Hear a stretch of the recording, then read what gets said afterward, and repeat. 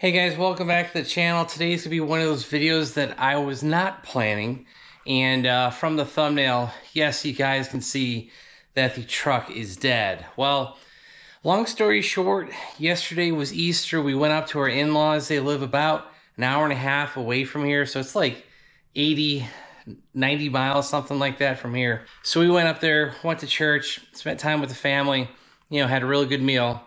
We were headed home, and we literally got 2 miles from home, and the truck died as I was pulling into a restaurant. And when the truck died, I put it back in park. I tried to restart it, and you'll see that clip here.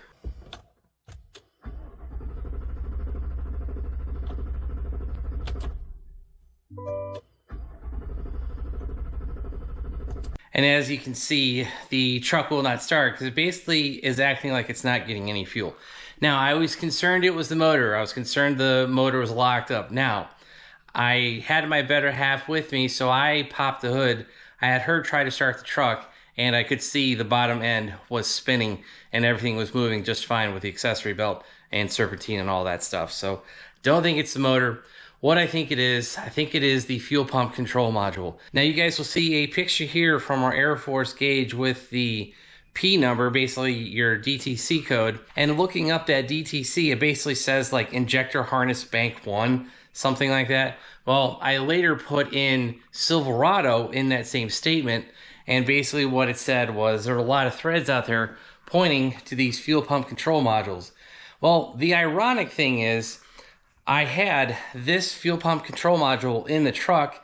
I also had the tool. I think all you need is a 10mm wrench to get the old one out, and then you could swap it. Well, unfortunately, where the truck died, it died on a hill, it died on a busy street, and it died on the entrance into the restaurant we were trying to go to. So I was not comfortable working on a truck on a hill in a busy entrance, and I was already seeing people drive stupid around us. So I was like, nope, we'll just tow it home, and we'll work on it here. So this is where we're at. Unfortunately, like I said, if it had died 10 feet sooner or 10 feet later, or if we had skipped deciding to go to that restaurant, it may have died at the house. I just don't know.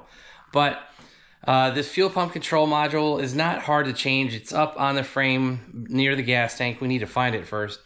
And like I said, I think it's a 10mm bolt.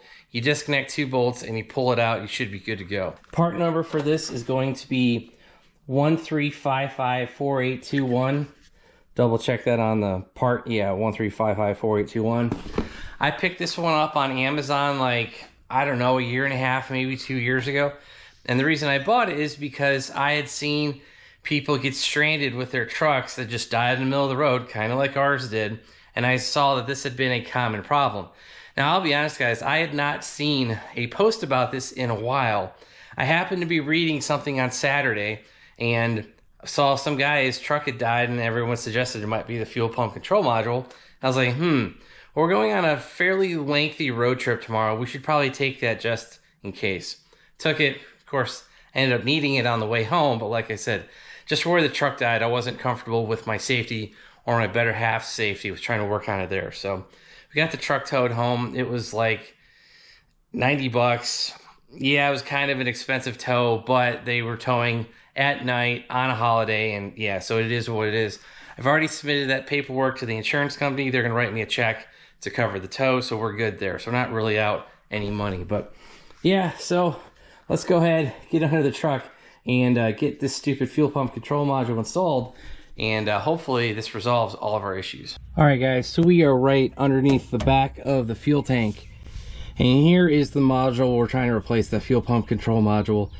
It is above the drive shaft. It is to the right of the exhaust. So you don't have a ton of room here, especially with the fuel tank, but basically what we need to do is take off these 2 bolts. There's one here, there's one over here. I believe they're 10mm. I will correct that in a second.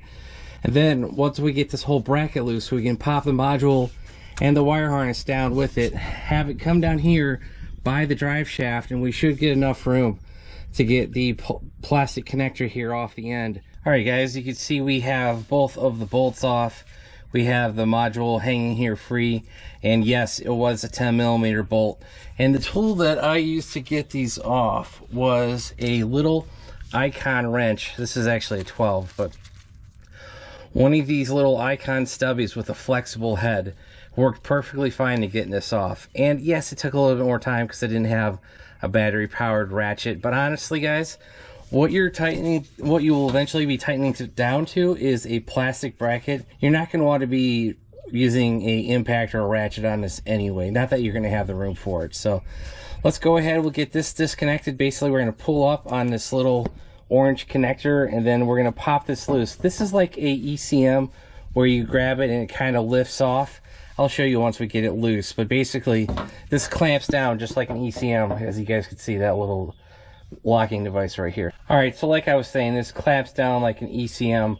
Push up on this orange tab and then take a little flathead screwdriver and put it below this little gray part where my thumb is.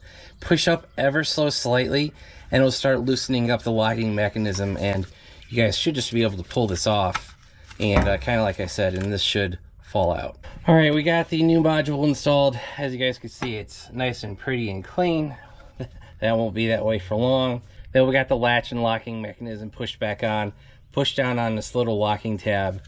We'll throw it up here on the bracket and tighten it down, and we should be done. And now we'll go ahead and put those two bolts at 10 millimeters, tighten them down, and hand tight should be fine. I don't think you gotta be too worried about this.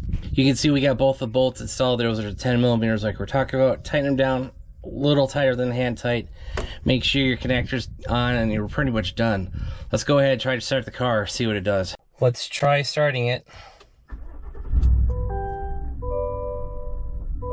Okay, started right up. Error message about the hood. We still have a check engine light. I will check that with the Aeroforce gauge. I do need to plug that back in. All right, I have cleared the DTCs. I'm gonna hit get DTC one more time. No faults, cool. All right, the check engine light is off. We should be good to go. Interesting that a truck can die just because of a simple like $60 computer. So what sucks is we have used my backup and I'm gonna have to order another one of these. Maybe it was like 85.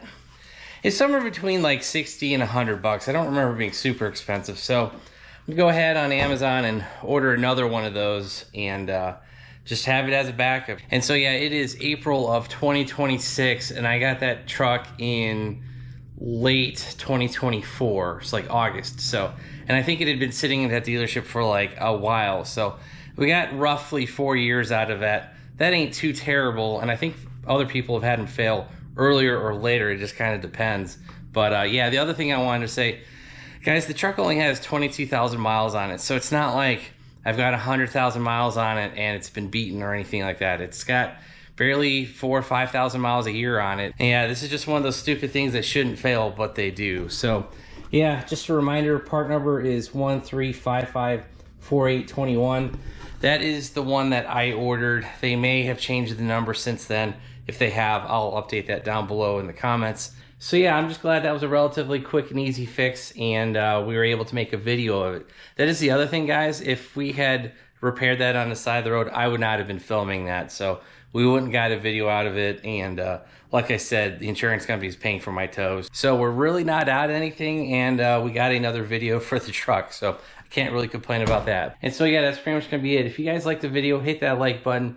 We will be working on the LT4 here in a little bit. You guys have probably already seen a couple videos on that, so we'll get you some updates on that. If you want to see that, hit that subscribe button, turn on your bell notifications.